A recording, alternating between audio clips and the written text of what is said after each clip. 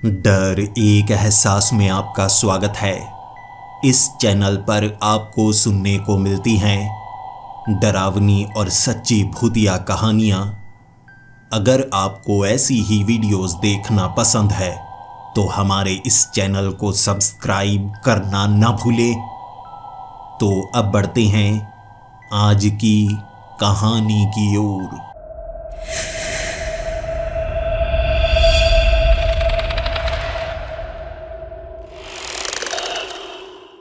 Hello दोस्तों, मेरा नाम राघव माधवन है और मैं कहाँ का रहने वाला हूँ इससे कोई खास फर्क नहीं पड़ता।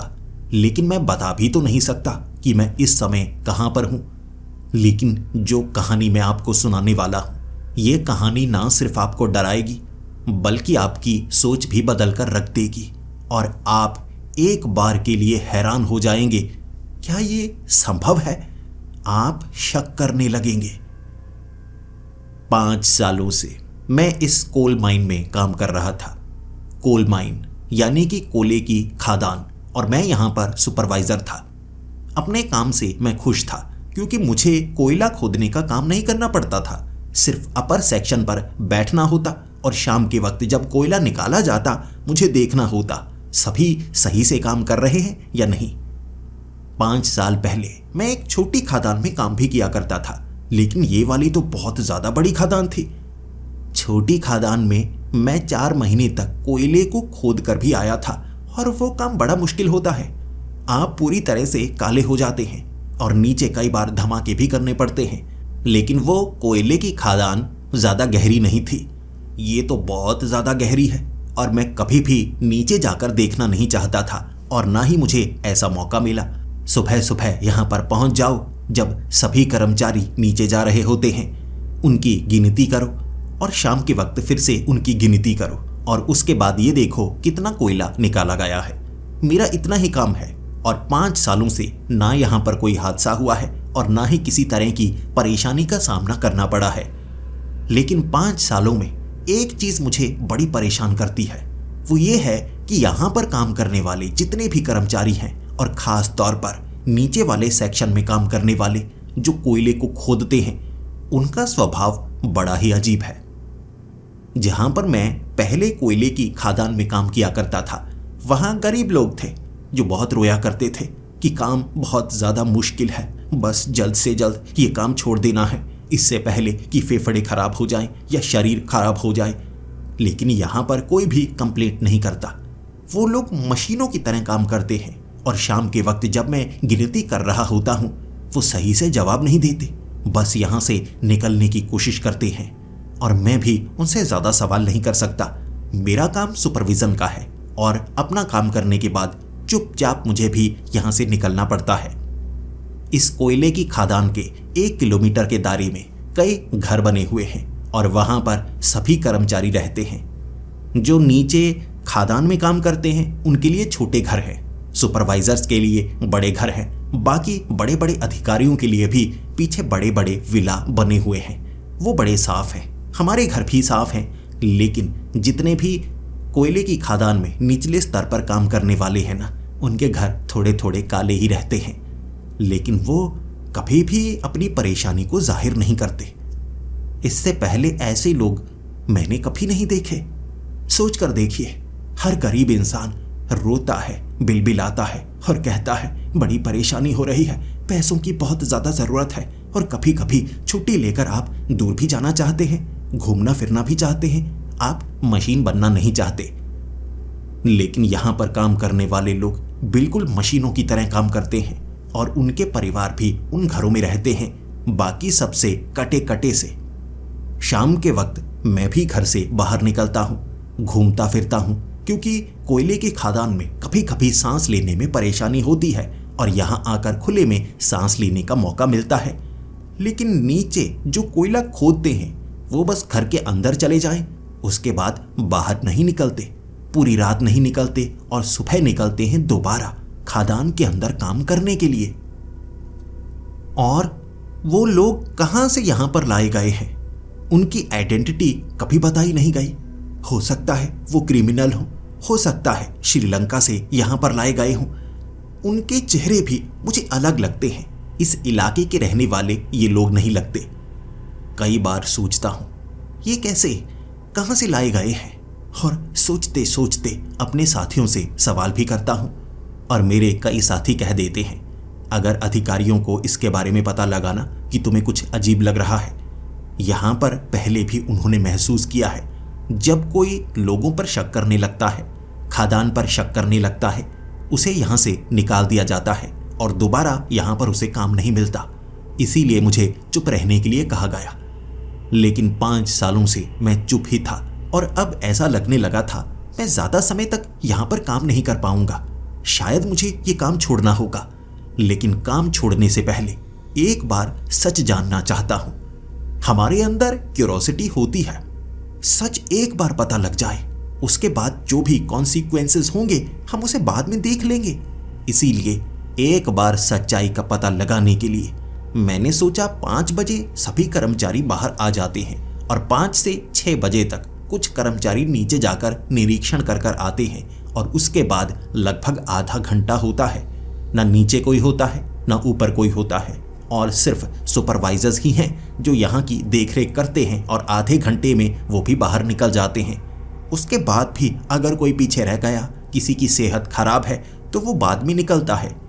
इतने समय में लिफ्ट के जरिए अगर मैं नीचे जाकर आऊं, देख कर आऊं काम कैसे हो रहा है, नीचे चल क्या रहा है, कहीं कुछ ऐसा तो नहीं हो रहा जो हमारी निगरानी में हो तो रहा है लेकिन उसकी पूरी सच्चाई हमें पता ही नहीं। एक दिन यही पता लगाने के लिए मैंने पूरा प्लान बना लिया था।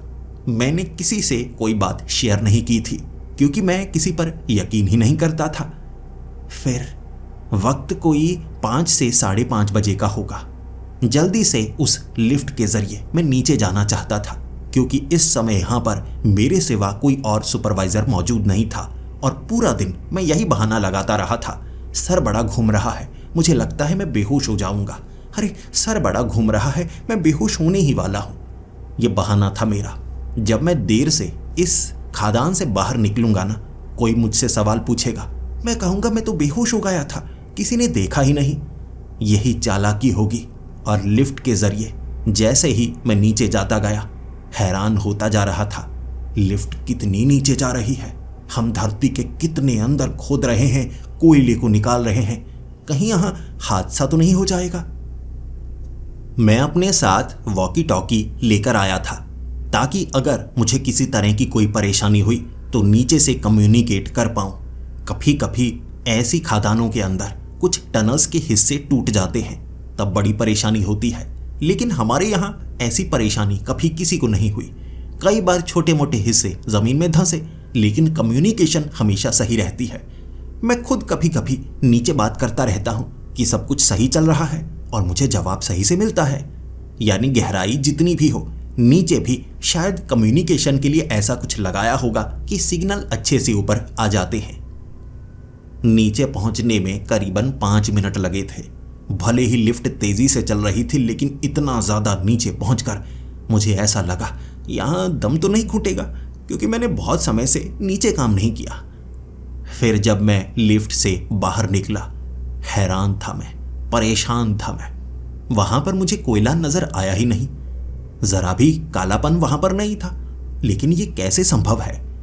इसी जगह से तो सबसे ज्यादा कोयला निकाला जा रहा है और इसकी रिपोर्ट मेरे पास है, और यहां तो छोटा मोटा कोई कोयला मौजूद ही नहीं है। यहां तो कुछ केव्स थी, कुछ टनल्स थी। मैं जब आगे बढ़कर देखने लगा, अरे ये क्या, यहां तो ऐसा लग ही नहीं रहा कि खुदाई चल रही है। ना दीवारों पर खरोंच के निशान, और ये जो गुफाएं हैं ये भी पुरानी लग रही हैं। थोड़ा सा मैं आगे बढ़ा था और थोड़ी थोड़ी चिंता भी होने लगी थी। यहाँ कुछ तो गड़बड़ है, कोयला यहाँ से निकाला ही नहीं जाता, तो ऊपर जो बड़े बड़े कंटेनर्स में कोयला आता है वो कहाँ से आता है? नीचे से नहीं आता, कहीं और से आता होगा। लेकिन ये कैसे संभव है, कहाँ से आता होगा? अगर यहाँ से नहीं आता तो यहाँ क्या चल रहा है? यहाँ पर नीचे कुछ टायरों के निशान छपे हुए थे, यानी काम तो यहाँ चल रहा है। हो सकता है कोयला थोड़ा आगे हो और इस जगह कर्मचारी सफाई कर देते हों। मैं अब धीरे धीरे आगे बढ़ने लगा था। मेरे पास समय अब भी काफ़ी था, इसीलिए आगे बढ़ते बढ़ते मैं काफ़ी सारी टनल्स के अंदर झांकने लगा और देखने लगा मुझे इस तरफ जाना चाहिए या इस तरफ जाना चाहिए। और मैंने सोचा जो सबसे साफ सुथरी लगती है, जहां बाकी सब जाते होंगे या टायरों के निशान और पैरों के निशान मिलेंगे, मैं उसी तरफ जाऊंगा। और एक ही टनल थी जो सबसे छोटे वाली थी। उसके अंदर से निकलने में थोड़ी परेशानी हो रही क्योंकि ऊपर से थोड़ी छोटी थी। मुझे अपनी गर्दन थोड़ी सी टेढ़ी करनी पड़ी, लेकिन मैं आगे बढ़ता गया। थोड़ा ही आगे बढ़ने के बाद वहां पर चमकीले पत्थर नजर आने लगे। ये चमकीले पत्थर बड़े ही अजीब और सुंदर लग रहे थे और देखने में ऐसा लग रहा था जैसे ये काफी ज्यादा महंगे होंगे। लेकिन यहां पर इन पत्थरों को नहीं निकाला जा रहा, सिर्फ कोयले को निकाला जा रहा है। ये बड़ा हैरानीजनक लग रहा था। मैं आगे बढ़ता गया और एक जगह मुझे दीवारों के ऊपर उकेर कर बनाई गई कुछ आकृतियां नजर आ रही थी।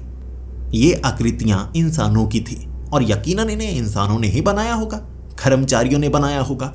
लेकिन बड़े बड़े सर बनाए गए थे, छोटे छोटे धड़ बनाए गए थे। काफी डरावनी सी आकृतियां भी थीं, लेकिन लिखा हुआ कुछ नहीं था। सोचकर देखिए, ऐसी जगह जहां पर कोई उकेर कर कुछ बना सकता है, वहां पर कोई नाम ना लिखे, ऐसा तो हो ही नहीं सकता। हिंदुस्तान में कोई भी टूरिस्ट प्लेस हो, उकेर कर अगर कोई कुछ बनाने लगे, सबसे पहले उसे अपना प्रेमी या प्रेमिका याद आती है और उसका नाम वो जरूर लिखते हैं। यहां पर किसी ने नाम नहीं लिखा हुआ था। मैंने सोचा चलो कोई बात नहीं, यहां तक मुझे कोई कोयला नजर नहीं आया है, थोड़ा आगे जाकर देखता हूं। थोड़ा सा मैं आगे निकला था और हैरान हो गया। आगे मुझे लकड़ी का दरवाजा मिला उस टनल के बिल्कुल अंत में। और यहां पर ऐसे दरवाजे क्यों लगाए जाते होंगे? दरवाजों का यहां पर क्या काम? यहां पर से तो कोयला निकाला जाता होगा ना। नीचे देखा, कई पैरों के निशान थे, यानी यहां पर कोई आता जाता है। इतना नीचे दरवाजा लगाकर पीछे क्या छिपाया गया होगा? सोचता जा रहा और मन कह रहा था कि वापस चल पड़ूं यहां से, लेकिन कुछ ऐसा देखना चाहता था जो मन को तसल्ली दे। मैंने उस दरवाजे को खोला और वो दरवाजा बड़ी आसानी से खुल गया और सामने टनल का आगे का हिस्सा था। अरे, जब आगे का हिस्सा मौजूद है तो ये दरवाजा लगाने की क्या जरूरत थी? मैंने उस दरवाजे को खोला और मैं थोड़ा आगे बढ़ने लगा और पीछे से जब धड़ाम की आवाज आई, मैं तो डर गया। टनल्स में ये आवाज बहुत ज्यादा गूंजती है। वो दरवाजा हवा के कारण बंद हो गया होगा। पीछे जाकर मैंने सोचा उस दरवाजे के नीचे कुछ फंसा देता हूं, बार बार ऐसे बंद ना होता रहे, मुझे तो दिल का दौरा ही पड़ जाएगा। लेकिन वो बंद दरवाजा अब खुलने का नाम नहीं ले रहा। मैंने खींचने की पूरी कोशिश की। अरे ये क्या, पहले तो बड़ी आसानी से खुल गया था, अब क्या हुआ इस दरवाजे को? मैं उस दरवाजे को खोलने की कोशिश करता जा रहा। भले ही वो लकड़ी का दरवाजा था, लेकिन वो दरवाजा था बहुत ज्यादा मोटा। उसे खींचकर खोला ही नहीं जा रहा, ना उसे मैं तोड़ सकता था। घबराने लगा था, सांस चढ़ने लगी थी और मैं जानता हूं ऐसी टनल्स के अंदर ऑक्सीजन की कमी होती है, सांस लेने में परेशानी हो सकती है। इसीलिए मैं ज्यादा हड़बड़ी दिखाना नहीं चाहता था। 2-3 बार उस दरवाजे को खोलने की मैंने कोशिश की और फिर मुझे लगा बीच वाला ये हिस्सा, ये हैंडल, यकीनन ये फंस गया होगा। मुझे इसे तोड़ना होगा या धकेल कर थोड़ा ढीला करना होगा। लेकिन किसी को मुझ पर शक तो नहीं होगा? अरे नहीं, शक कहां से हो जाएगा। जोर से मारूंगा, फिर सेट करने की कोशिश करूंगा। जब तक किसी को पता लगेगा मुझ पर इल्जाम नहीं आएगा। मैंने वहां पर एक पत्थर ढूंढा, सफेद रंग का संगमरमर वाला वो गोल पत्थर था, जो कि ऐसी खदानों में और पहाड़ों में बड़ी आसानी से मिलता है। ये पत्थर भारी होते हैं, जिसे हथौड़ी की तरह इस्तेमाल किया जा सकता है। मैंने उस पत्थर को उठाया और उसके बाद मैं उस हैंडल पर उस पत्थर को मारता चला गया।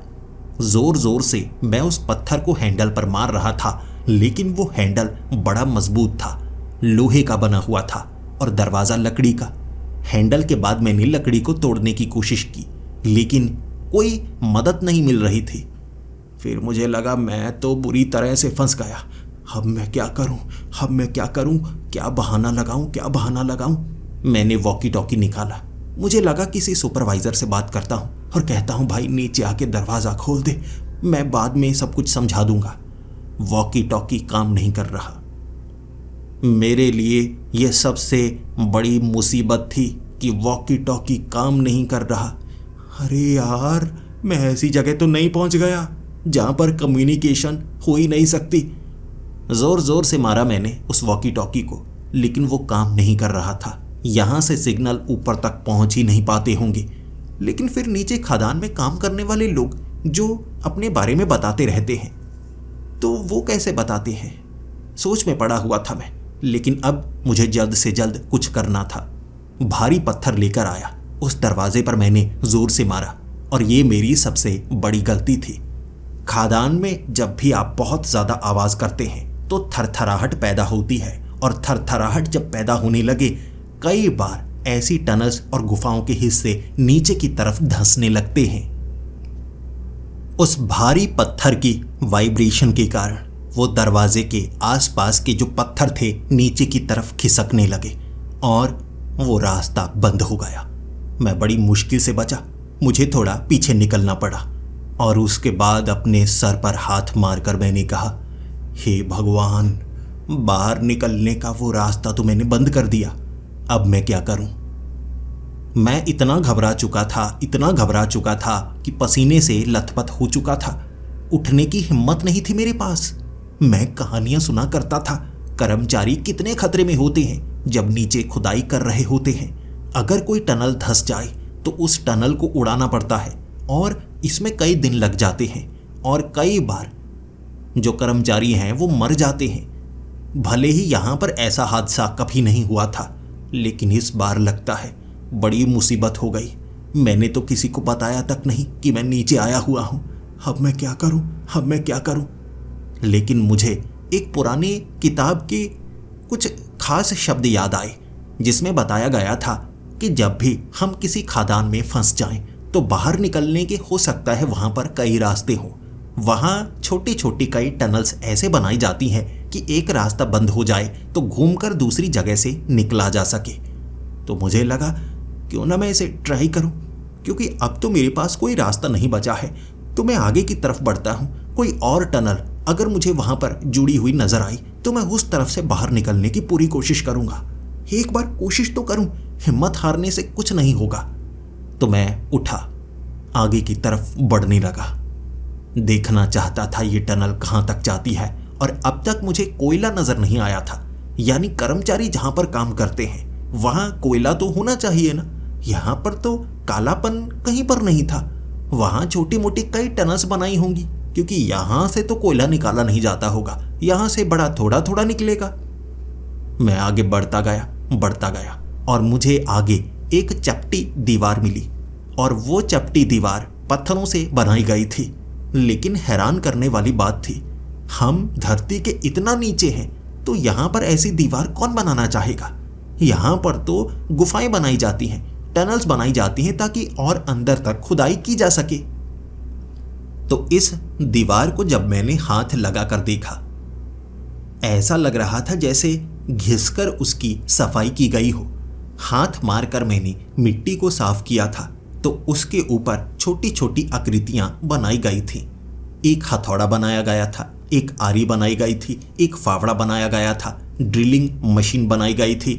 ऐसी आकृतियां थी, और जब मैं उसे छूकर महसूस कर रहा, वो थोड़ी टेढ़ी मेढ़ी थी, थोड़ी सी खराब हो चुकी, और ऐसा लग रहा था जैसे इन्हें अभी नहीं बनाया गया है, इन्हें बहुत पहले बनाया गया है। लेकिन ये टनल का काम तो कोई 6-7 साल पहले से शुरू हुआ है ना, तो ये पुरानी कहाँ से हो सकती हैं? लेकिन मैंने सुना था ये टनल का इस्तेमाल लगभग 70 साल पहले भी हुआ करता था, लेकिन ऊपरी हिस्से पर खुदाई की गई थी और माना गया था कि जितना कोयला है वो निकाला जा चुका है। लेकिन अब दोबारा परमिशन ली गई और नीचे वाले हिस्से पर खुदाई शुरू हुई, क्योंकि उन्होंने ढूंढ निकाला कि नीचे भी कोयला मौजूद है। मैं सोच ही रहा था, तभी एक गुर्राने की आवाज आई, और वो गुर्राने की आवाज इन टनल्स में ऐसे फैली, पता ही नहीं चल पाया कि आवाज असल में किस तरफ से आई है, क्योंकि यहाँ आवाज गूंजती है, बार बार सुनाई देती है, लेकिन आवाज तो गुर्राने की ही थी, या कोई ऐसी टेढ़ी बेड़ी चीज को घसीटा गया है। एक बार के लिए मुझे लगा कहीं किसी को पता तो नहीं चल गया कि मैं इन टनल्स में फंसा हुआ हूँ। वैसे ये बुरी बात नहीं है, अच्छी बात ही है, कोई मुझे शायद ढूंढने के लिए आया है। तो मैंने आवाज लगाई, चीख कर कहा, मेरी मदद करो, मैं फंस गया हूं। बदले में जवाब कोई नहीं आया, दोबारा आवाज नहीं हुई। लेकिन मैं थोड़ा आगे बढ़ने लगा। पीछे तो मुझे पता है क्या है, अब मुझे आगे बढ़ना चाहिए। और जब मैं थोड़ा और आगे पहुंचा, वहां टनल आगे जाने के लिए नहीं थी बल्कि नीचे जाने के लिए थी, और ज्यादा गहराई में। जैसे यहां पर भी कभी लिफ्ट का निर्माण करने की कोशिश हुई होगी, लेकिन ऊपर की तरफ तो कोई छेद नहीं था, सिर्फ नीचे जाने के लिए छेद बनाया गया था और लकड़ी के कुछ फट्टे भी लगाए गए थे। उन लकड़ी के फट्टों के ऊपर पेंट भी किया गया था। यहाँ लकड़ी बिना पेंट वाली इस्तेमाल की जाती है जो आसानी से मिल जाए। ये तो बड़ी सफाई से किया गया काम लगता है। और वहां पर मिट्टी नहीं थी, सख्त पत्थर थे। तो वहां मुझे लगा तो नीचे जाकर देखता हूं, अब नीचे से शायद कोई रास्ता होगा। ये मैं बुरी जगह पर फंस गया हूं, मुझे लगता है और कोई टनल मुझे मिल नहीं रही। लेकिन पीछे जाने से आगे जाना बेहतर है। जहां पर मुझे लगा कि ये सुरंग या गुफा का हिस्सा ज्यादा संकरा है, मैं आगे नहीं जाऊंगा। फिर तो मेरे पास कोई रास्ता नहीं बचेगा, लेकिन एक बार मैं कोशिश जरूर करना चाहूंगा। और नीचे गया था मैं। नीचे भी मुझे एक टनल मिली। यहां पर ईंटें लगी हुई थी और मेरी आंखें फट चुकी थी। यहां हम डायनामाइट से उड़ा उड़ा कर ये गुफाएं बनाते हैं। टनल्स बनती हैं जब हम वहां पर लकड़ी को फंसा देते हैं ताकि ऊपरी हिस्सा नीचे की तरफ ना धंसे। यहां पर तो ईंटें लगाई गई हैं। ऐसा लग रहा है जैसे शहर के नीचे ये टनल्स हो, ना कि गुफाओं के नीचे। ये क्या है? इसके बारे में तो मुझे कभी पता भी नहीं चला। और वैसे भी मेरे पास कौन सा ब्लूप्रिंट है? ये तो यहाँ किसी तरह का कोई काम किया गया है। ईंटें तो तभी लगाई जाती हैं, लेकिन यहाँ पर ईंटें पहुंचाई कहाँ से गई होंगी?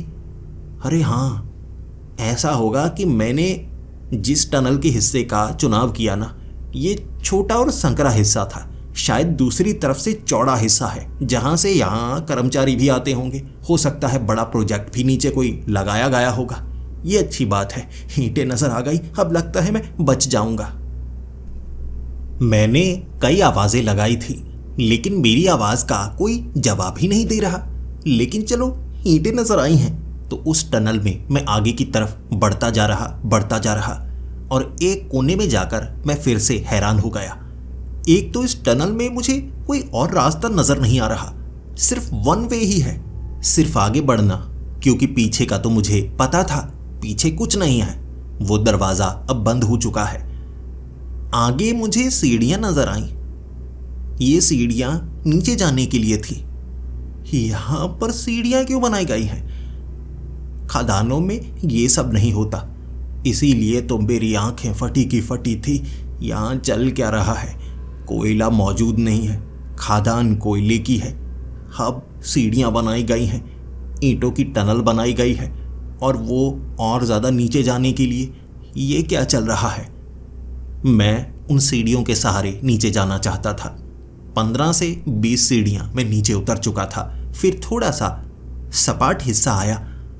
वहाँ मुझे लगा कि ये कोई खास जगह होगी।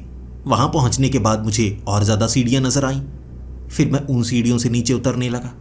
मैं सीढ़ियों से नीचे उतरे जा रहा था। कम से कम 100 सीढ़ियाँ थी। 100 सीढ़ियाँ उतर कर मैं इतनी गहराई में पहुँच चुका था कि दीवारों पर थोड़ी थोड़ी सीलन थी। अरे यार, कैसी जगह है। अगर नीचे पानी भरा हुआ फिर मैं क्या करूँगा? यहाँ पर तो गैस भी हो सकती है। मेरा दम घुट गया, फिर क्या होगा? कई सारे सवाल मन में उठे जा रहे थे और हर एक सवाल मन में एक ही जवाब दे रहा था, मेरा मरना तय है। लेकिन मैंने हिम्मत की। मैं आगे चलने लगा।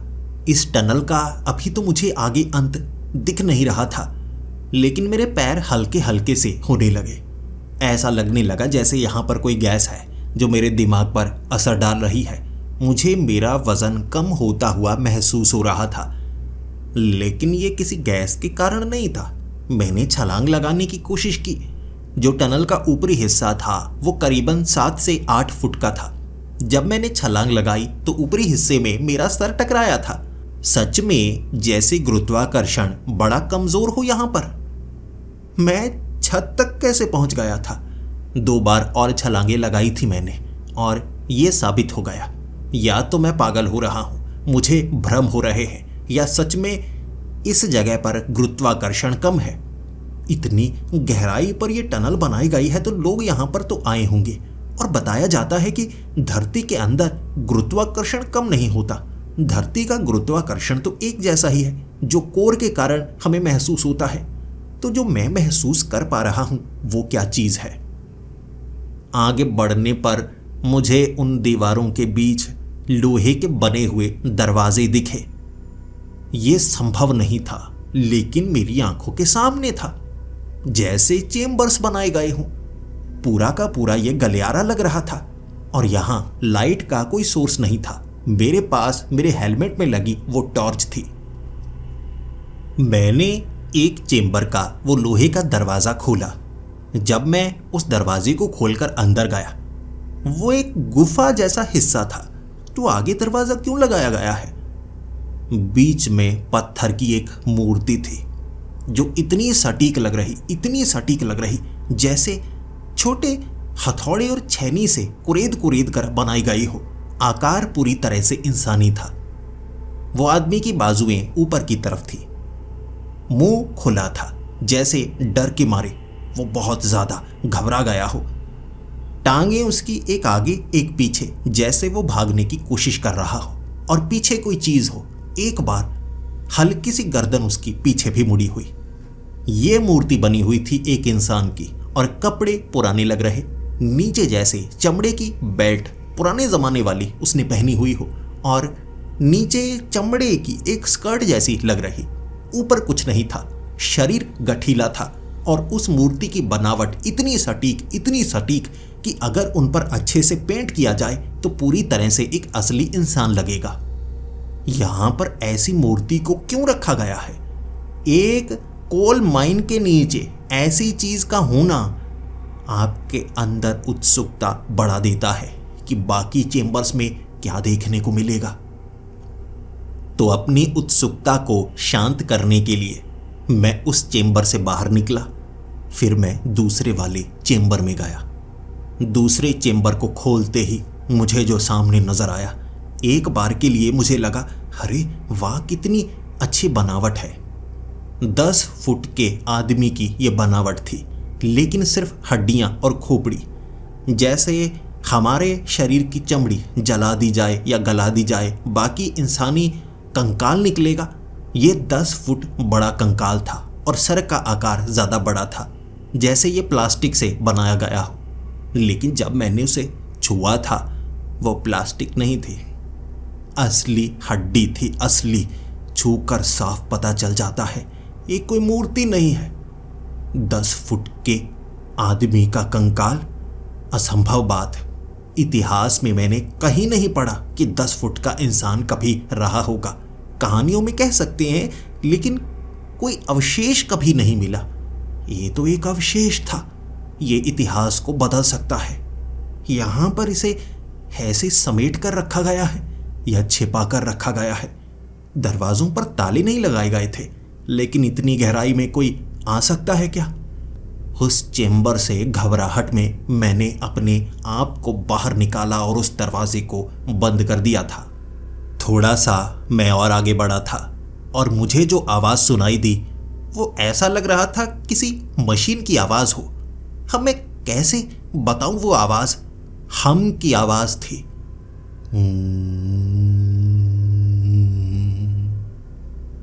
बार बार ये आवाज़ आई जा रही थी और मुझे लगा मुझे इस आवाज़ के करीब जाना चाहिए या नहीं चाहिए, लेकिन पीछे जाने का कोई मकसद था ही नहीं।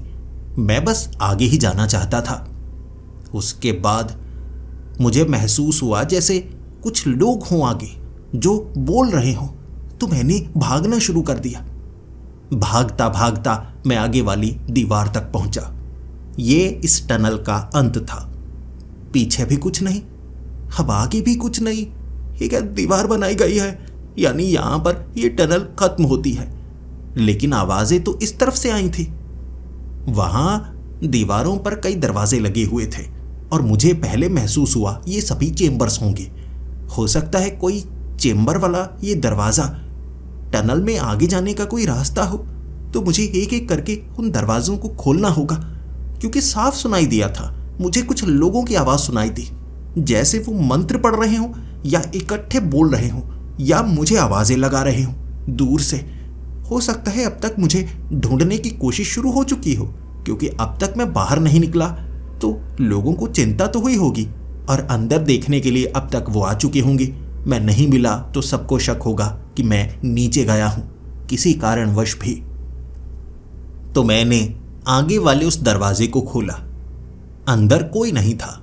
अंदर पड़ी हुई थी एक मशीन जिसे जंग लगा हुआ था। पुरानी लग रही, जैसे 20 से 30 साल पुरानी हो, लेकिन ऐसी मशीन मैंने जिंदगी में कभी नहीं देखी। 40% उसमें स्टील या धातु का इस्तेमाल किया गया था, 60% उसमें कांच का इस्तेमाल किया गया था। पुरानी होने के कारण धातु के हिस्सों पर जंग लगा हुआ, लेकिन कांच अब भी चमकदार था। कांच के बीच अलग अलग रंग के पानी भरे हुए थे। और क्या अजीब मशीन थी, इसका क्या इस्तेमाल होगा? मैं सोचता ही रह गया। उस मशीनरी को चारों तरफ घूमकर मैंने देखा, लेकिन समझने में असफल रहा कि वो कौन सी मशीन है। इसीलिए वहां एक बार मुझे लगा था यहां नीचे कुछ गड़बड़ चल रही है।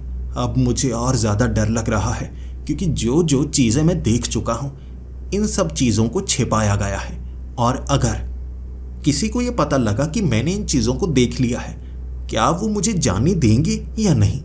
वैसे भी सबको रोका जाता है कि डीप केव्स में नहीं जाना है।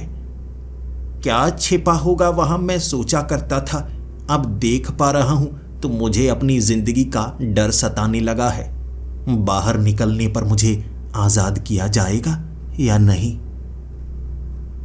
आगे वाले एक चेंबर का मैंने दरवाजा खोला और जैसा मैंने सोचा था यहां से बाहर निकलने का कोई और रास्ता होगा, और सच में ये रास्ता था।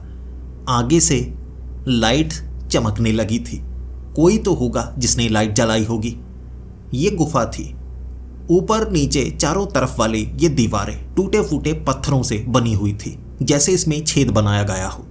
जब मैं आगे बढ़ने लगा तो मुझे आगे एक मंदिर की आकृति नजर आ रही और मंदिर के पीछे से लाइट निकल रही हो। सोचने लगा मैं, ये कैसे संभव है? ये मंदिर जैसा आकार ही है, त्रिकोणा सा, और दूर से उसके ऊपर लगी हुई छोटी छोटी मूर्तियां भी नजर आ रही हैं। दक्षिण भारत में ऐसे ही मंदिर होते हैं। तो मैंने भागना शुरू किया कि हो सकता है यहां नीचे कोई मंदिर बनाया गया हो। लेकिन मैं जितना उसके पीछे जाने की कोशिश करता रहा, जैसे वो मंदिर दूर होता चला गया, दूर होता चला गया, और उसके बाद वो दूर कहीं लोप हो गया। अब वहां पर रोशनी नहीं थी, अंधेरा था, जबकि पहले तो मुझे रोशनी नजर आ रही थी और मैं सिर्फ आगे ही बढ़ा हूं। यहां किसी और दिशा में जाने का तो रास्ता तक नहीं है। ये क्या देखा मैंने?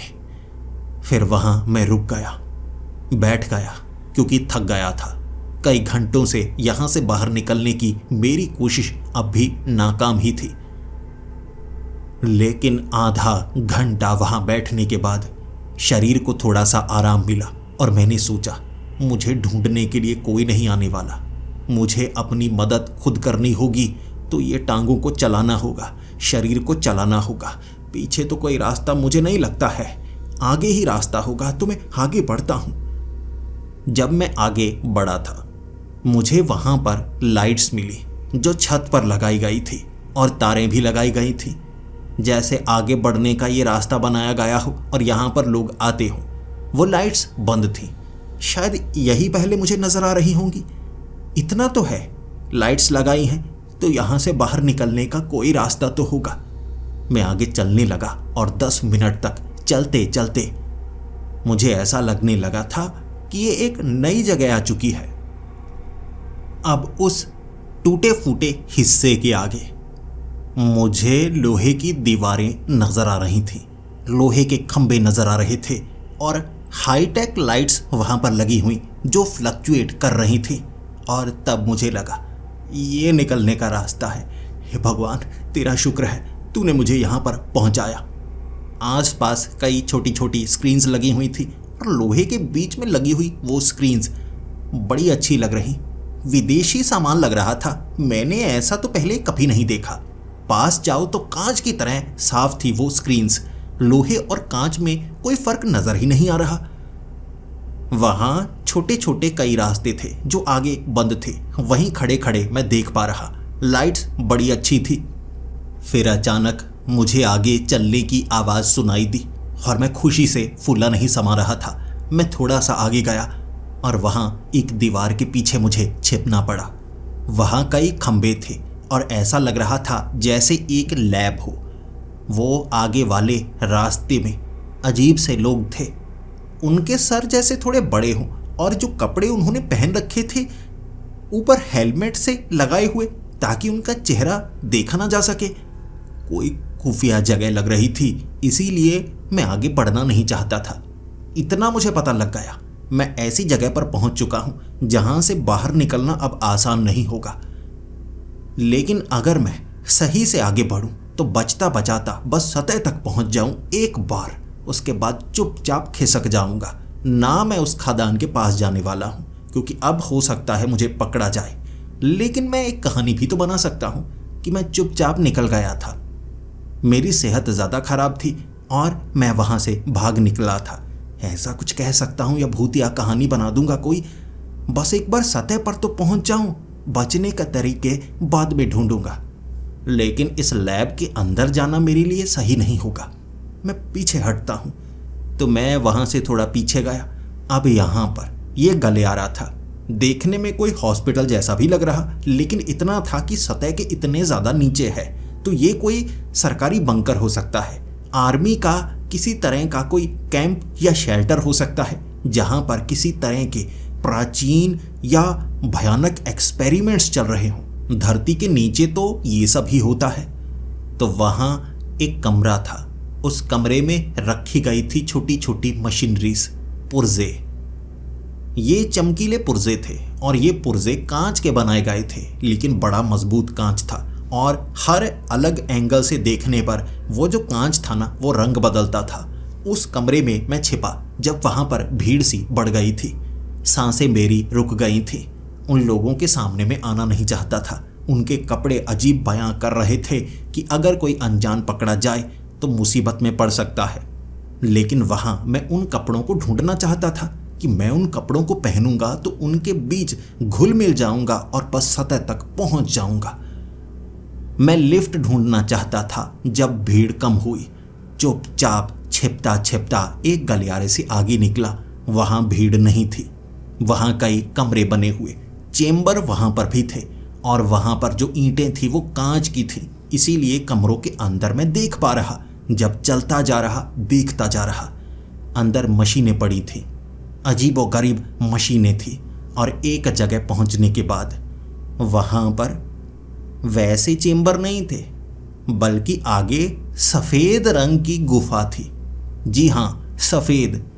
मिट्टी की ज़रूर थी वो, लेकिन थोड़ी सफ़ेद मिट्टी थी, चमकदार मिट्टी थी। आसपास बड़े बड़े फट्टे लगाए गए थे। नीचे जो रास्ता था वो बड़ा साफ था, यानी यहाँ से लोग बाहर की तरफ निकलते होंगे। मुझे लगा अब मुझे ऊपर की तरफ जाना चाहिए, बस लिफ्ट ढूंढूं, क्योंकि बिना लिफ्ट के ऊपर जाना संभव नहीं होगा। मुझे आगे सीढ़ियां नजर आ गई। सीढ़ियां चढ़कर थोड़ा सा ऊपर गया और आगे एक गुफा थी। पीछे से आ रही आवाजें जो काफी ऊंची थी। मुझे लगा मेरे बारे में किसी को पता लग गया है। ऐसी जगह पर कैमरे भी तो होंगे, तो गार्ड्स को पता लग चुका है। भागना सही होगा, छिपना सही होगा, बस एक बार बाहर निकल जाऊं। तो मैंने उस गुफा में भागना शुरू कर दिया, बिना ये सोचे कि कोई मेरा पीछा कर भी रहा है या नहीं। मुझे लगा था कि पीछा हो रहा होगा। उस सुरंग के पीछे वाले हिस्से पर बड़ा सा बोर्ड लगा हुआ था, रिस्ट्रिक्टेड एरिया। और मुझे छिपने के लिए ऐसी जगह पर ही जाना था जहां पर कोई आता जाता ना हो। तो चुप करके वो टेप के बीच से मैं निकल चुका था। उस बोर्ड के पार चला गया और आगे वाली वो जो टनल थी वहां पर पुरानी लकड़ी लगी हुई थी, लाइट्स लगी हुई थी, जैसे मैं दोबारा खादान के हिस्से में आ गया हूं। लेकिन यहाँ की मिट्टी बिल्कुल अलग थी। ऐसी मिट्टी मैंने कभी नहीं देखी, जिंदगी में कभी नहीं देखी। रंग ही अलग था, राख की तरह। सोचकर देखिए, राख जैसी मिट्टी आपने कहाँ देखी होगी जो थोड़ी थोड़ी सफ़ेद हो, काली होती है, भूरी होती है, लेकिन ऐसे रंग की कभी नहीं होती। लेकिन पीछे जाने से कोई खास फायदा होने वाला नहीं था, तो मैं थोड़ा थोड़ा आगे बढ़ने लगा। रिस्ट्रिक्टेड एरिया है तो मुझे संभल कर आगे बढ़ना था। आगे बढ़ता चला गया। वहाँ कोई और रास्ता नहीं था, सीधा आगे जाने का रास्ता था। और जो नीचे वाला सड़क का हिस्सा बनाया गया था वो तारकोल की सड़क थी। क्या गाड़ियाँ निकलती हैं यहाँ पर, या कोई पहिए वाले वाहन को यहाँ से निकाला जाता होगा? कोई बात नहीं, आगे बढ़ना चाहिए मुझे, बस बाहर निकलना है। इसलिए आगे बढ़ते बढ़ते मैं एक ऐसी जगह पर पहुंचा। टनल के अंदर लोहे की सीढ़ियां लगाई गई थी और ऊपर छोटे छोटे जैसे दरवाजे से लगाए गए, जिसे धक्का देकर ऊपर की तरफ खोला जाता होगा चेम्बर के ऊपरी हिस्से में जाने के लिए, या वेंटिलेशन पाइप्स ऊपर हो सकती हैं। तो मैं उन वेंटिलेशन पाइप के दरवाजों को खोलना नहीं चाहता था, तो मैं आगे बढ़ता गया। और आगे ऐसा बहुत कुछ था। वेंटिलेशन पाइप के वो दरवाजे ही दरवाजे, बहुत सारे दरवाजे थे, और लोहे की वो सीढ़ियां मुझे आश्चर्यचकित कर दिया गया था। एक खास जगह पर रुककर मैंने सोचा, यहाँ तो ये बड़ा रास्ता है और कोई भी और दरवाज़ा नहीं, सिर्फ ऊपर वाले ये दरवाजे बने हुए हैं। लेकिन ये दरवाजे क्या सच में वेंट की तरफ जाते होंगे? क्या मुझे एक दरवाजे को खोलकर देखना चाहिए? शायद ऊपर से निकलने का कोई रास्ता हो, या ऊपरी चेम्बर पर पहुंचने वाला रास्ता होगा। चलो देखता हूं। लोहे की उस सीढ़ी पर मैं चढ़ा था। फिर ऊपर वाले उस दरवाजे को धक्का देकर मैंने खोला था। वो दरवाजा काफी ज्यादा भारी था और ऊपर से नीचे की तरफ हवा का बहाव तेज सा हो गया, तो मुझे और ज्यादा जोर लगाना पड़ा। जैसे ही मैंने उस दरवाजे को खोला, ऊपर से हल्की हल्की रोशनी आने लगी। ये चेम्बर का ऊपरी हिस्सा नहीं था, बल्कि ऊपर मुझे आसमान नजर आया। मैं सतह पर था। मैंने उस दरवाजे को पूरा खोल दिया और हैरानी से आसमान की तरफ देखने लगा। मुझे तारे नजर आ रहे थे और एक एक करके मैं उन तारों को देख रहा और सोच भी रहा, मैं ऊपर की तरफ तो गया ही नहीं, मैं तो काफी नीचे था, सैकड़ों मीटर नीचे। मैं ऊपर कैसे आ सकता हूँ? गुरुत्वाकर्षण भी मुझे बड़ा हल्का हल्का महसूस हो रहा है। ये संभव नहीं हो सकता। लेकिन अचानक जब मेरी नजर आसमान में एक खास जगह पड़ी थी, मेरी आंखें जम गई थी उस चीज पर। आप रात के वक्त आसमान को देखेंगे तो आपको क्या नजर आएगा? आपको तारे नजर आएंगे। आपको हो सकता है सौर मंडल के ग्रह छोटे छोटे तारों के रूप में नजर आएं, और सबसे बड़ी चीज जो नजर आएगी वो चांद ही होगा। चांद से बड़ा तो आसमान में कुछ नजर नहीं आएगा ना। मुझे एक ग्रह नजर आ रहा था, और वो ग्रह भी जाना पहचाना सा लग रहा। धरती की ऐसी ही तस्वीरें दिखाई जाती हैं ना। मैं आसमान में धरती को देख पा रहा था। फिर मैं ऊपर की तरफ चढ़ा, इधर उधर देख रहा। सफेद सफेद रेगिस्तान सा लग रहा। पहाड़ियां थी, वहां पर कई दूर दूर नजर आ रही थी। ऊपर धरती, ये सफेद सा रेगिस्तान। जैसे चांद की तस्वीरें दिखाई जाती हैं, लेकिन यह संभव हो ही नहीं सकता। मैं पागल तो नहीं हो गया? मैं पागल हो गया हूं। मुझे ऐसा लग रहा है मैंने चांद पर पैर रखा हुआ है। मैंने छलांग लगाकर देखी। गुरुत्वाकर्षण कम था, काफी ऊंची छलांग लगी। ऊपर धरती, तारे, चांद। मैं कैसे चांद पर पहुंचा और मैं सांस ले पा रहा था? यह भी कैसे संभव है? मैं एक ऐसी जगह पर था जहां पर ऐसा तो लग रहा कि मैं उस खदान से बाहर निकल चुका हूं, लेकिन मुझे सुरक्षित बिल्कुल भी महसूस नहीं हो रहा। मेरा शरीर कह रहा तुम्हें वापस जाना चाहिए, मेरा दिमाग कह रहा तुम्हें वापस जाना चाहिए, और मुझे वापस आना पड़ा मजबूरी में।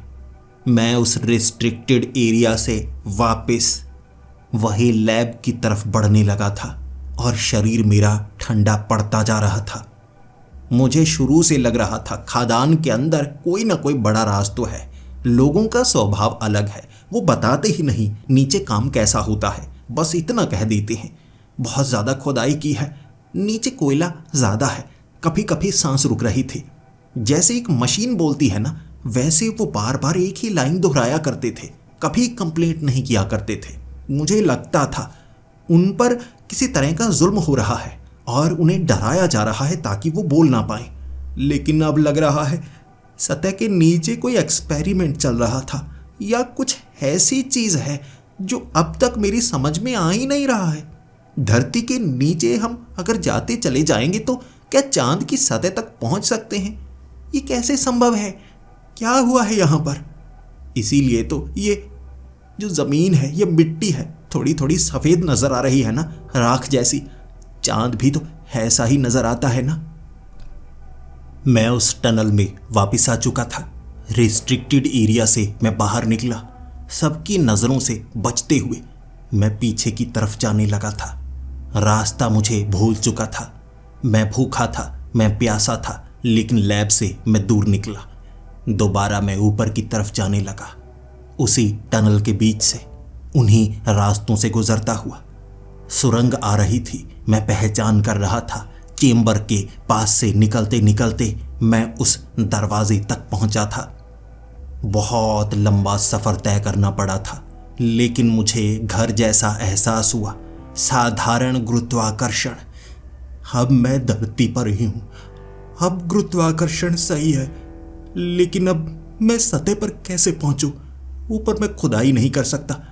ये जो आगे वाला दरवाजे का हिस्सा है ये टूट चुका है, लेकिन क्या मैं इन पत्थरों को हटाकर उस दरवाजे की दूसरी तरफ जाने की कोशिश करूं? शायद मुझे ढूंढने की कोशिश हो रही होगी, लेकिन अगर मुझे ढूंढ लिया गया, क्या मुझे जिंदा छोड़ा जाएगा या नहीं? मैं अपने पास हमेशा एक डायरी रखा करता था। उसमें ज़्यादातर हिसाब किताब ही नोट करता था। मुझे दिनचर्या नोट करना बिल्कुल पसंद नहीं था, लेकिन उस दरवाजे के पत्थरों को हटाते वक्त मुझे महसूस हुआ कि दूसरी तरफ से भी कोशिशें जारी हैं। मशीन के ज़रिए उस हिस्से को तोड़ने की कोशिश चल रही है, शायद मुझे निकालने के लिए या मुझे रोकने के लिए कि मैं आगे ना चला जाऊं। तब मुझे लगा था जो मैंने देखा है, हो सकता है मुझे भुलाने की कोशिश हो। मैंने उस डायरी में हर एक बात को नोट किया। कहाँ से मैंने शुरुआत की थी, मैं कहाँ पहुँचा था, और मैं यहाँ पर भी हूँ। मुझे लगता है ये दरवाजे को तोड़ने के बाद मुझे वो पकड़ने के लिए आएंगे। ये कहानी को मैं किसी को बता नहीं पाऊंगा, लेकिन इस डायरी में वो कहानी मैंने दर्ज की है। जो भी इस डायरी को पढ़ेगा ना, ये कहानी दुनिया तक ज़रूर पहुंचाना। धरती के नीचे जो बड़ी खदानें हैं, कोयला वहां से नहीं निकलता, वहां कोई खुदाई नहीं होती। वहां पर कुछ बड़े राज हैं जो छिपा कर रखे गए हैं। ये कोयला तो कहीं और से आता है और वहां से बस दिखावा करके निकाला जाता है। कुछ और चल रहा है जो मेरी समझ से बाहर है, और मैं इस डायरी को इस बड़े से पत्थर के अंदर डाल रहा हूं, और किसी बहाने में सतह तक इसे पहुंचाने में मदद जरूर करूंगा। लेकिन ये पत्थर मैं चाहूंगा कोई कभी जिंदगी में इसे तोड़े और ये डायरी किसी के हाथ लगे, ताकि मेरी यह कहानी सब तक पहुंच पाए। जो भी इस समय इस डायरी को पढ़ रहा है, शायद मेरे बारे में वो कभी पता ना लगा पाए। मेरा नाम राघव माधवन। शायद वो मुझे जिंदा ना छोड़े। अगर मैं अपनी ज़बान से यह कहानी सब तक पहुंचा पाया तो मैं एक मशहूर इंसान बन जाऊंगा। अगर आप मुझे नहीं जानते, यानी उन्होंने मुझे मार दिया होगा, लेकिन ये कहानी अगर आप तक पहुंची है तो मैं चाहता हूं सबकी आंखें खुले, सब इसके बारे में जानने की कोशिश करें।